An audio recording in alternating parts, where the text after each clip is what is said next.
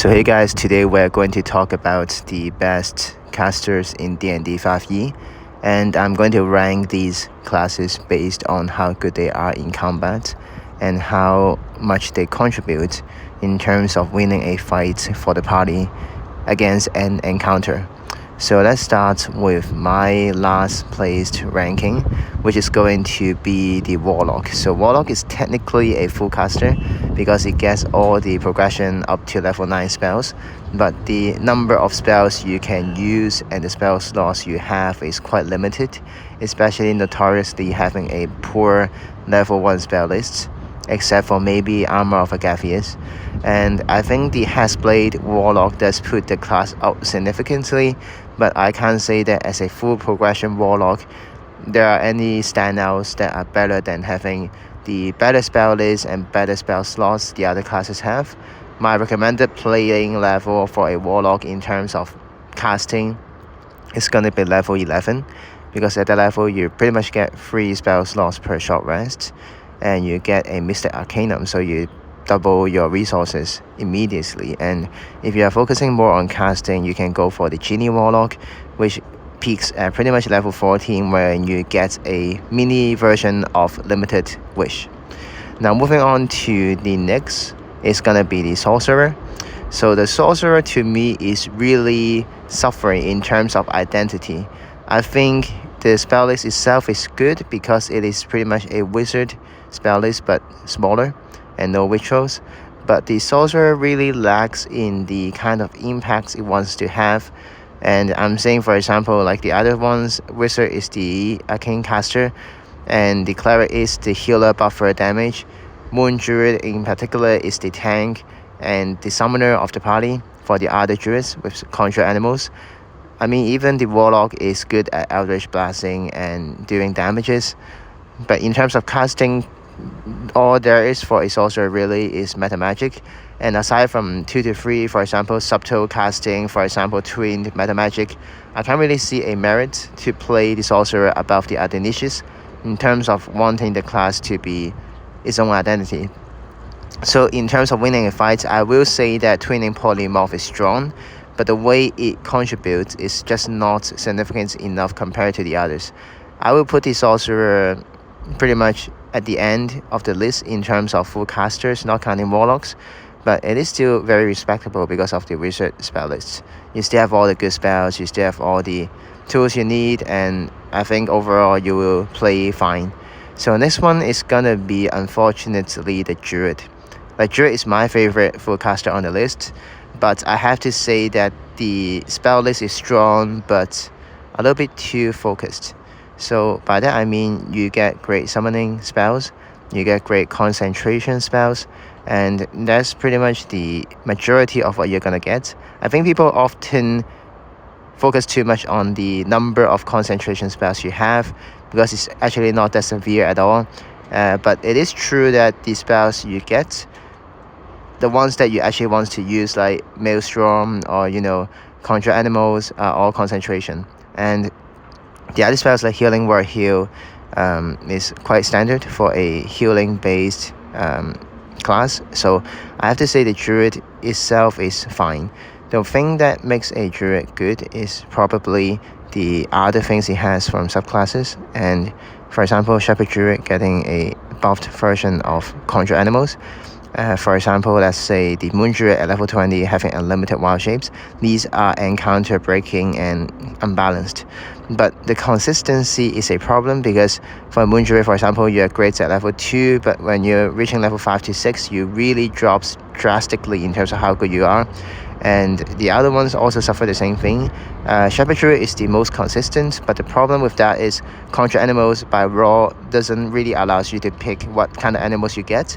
So even your most powerful spell itself is quite limiting. So Druid is a very good class, and I play it everywhere, especially if you're playing solo. But I'm gonna put the Druid here. So next one is gonna be the Cleric. Cleric, I think, is gonna be a top tier class, but I do place 2 more above the Cleric. And Cleric itself is great because it knows exactly what it wants to do. It kind of is the opposite of a Sorcerer to me. which is funny because there is a Divine Soul Sorcerer out there. And for the Cleric, I think you know exactly what you're getting. You're getting healing, you're getting buffing spells, and you even get great damaging spells like Spirit Guardians. And I think that's all you need to do to be strong, because aside from your spell list, which to be honest is not that powerful, you have everything else to supplement how good you are as a caster. So for example, I will use the most broken subclasses there is, mainly the Twilight and Peace.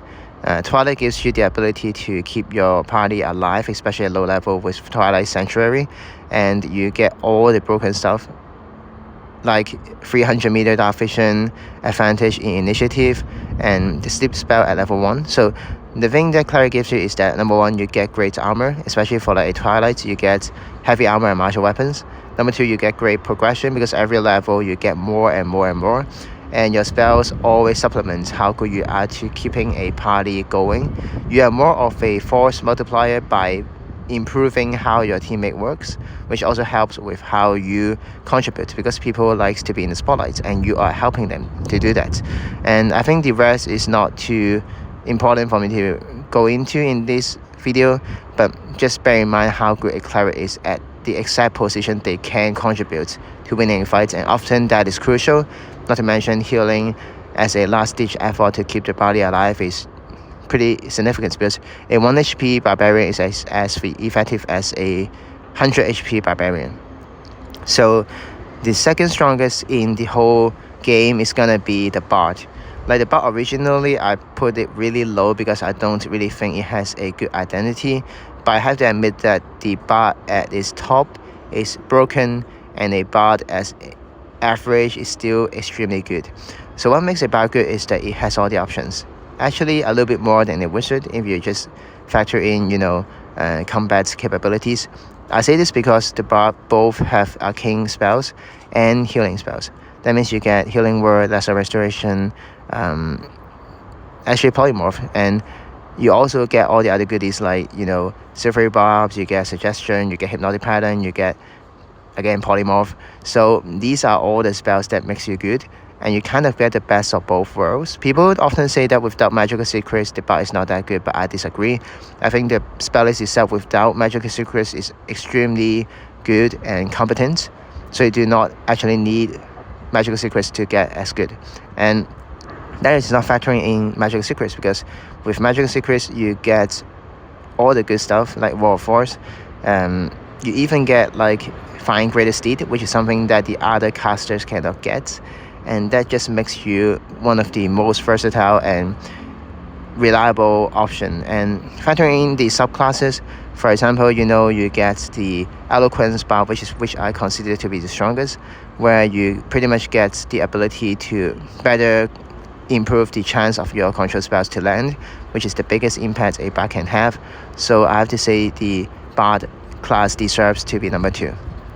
Now the number 1 is the Wizard, as I said at the beginning of the video, but we have to understand why the Wizard is the strongest. So first of all, your spell list is not just the biggest. If it's just the biggest, it's not the strongest, but it is also the strongest at the same time, because for example, you get Simulacrum, you get Magic Jar, you get Maze, you get Clone, which is a more utility based spell, but it is very good, and you get Wish, of course, and Contingency, Wall of Force. I'm just listing stuff out of my head, and you can see just how broken the Wizard is. And this is just talking about the spell effectiveness, because if we're just comparing to this, then the Sorcerer with Clockwork Soul is also extremely good. But the thing about the Wizard is that ritual spells is underrated, and they can do it pretty much they're the only one who can actually do it well, because all the other classes have to sacrifice something to get the spells of rituals to work, because they have to prepare it or know it. The Wizard can just do it in their spell book. That means they are quadrupling how much you can use in an encounter. And the unique thing about the Wizard is that all the other classes I mentioned is about winning a fight. The Wizard can pretty much end a fight before it begins. I'm not just talking about control spells. I'm talking about setting up the battlefield, using divination to see what's going on, using your rituals to set up terrain. For example, I've used Leomund's Tiny Hut and Tensor's Floating Disc and Find Familiar before to yield extremely good effects to prepare myself against a battle. And the Wizard itself furthermore have pretty much all the spells you need to know, and that's just part of it because the subclasses are just too unfair. Imagine Chronology Wizard, imagine Illusion Wizard at level 14. These are all the crazy options that can completely change the fabrics of reality. So I think this is the only thing I need to mention about the wizard that brings it really above all the others. And thank you for listening. This is my list.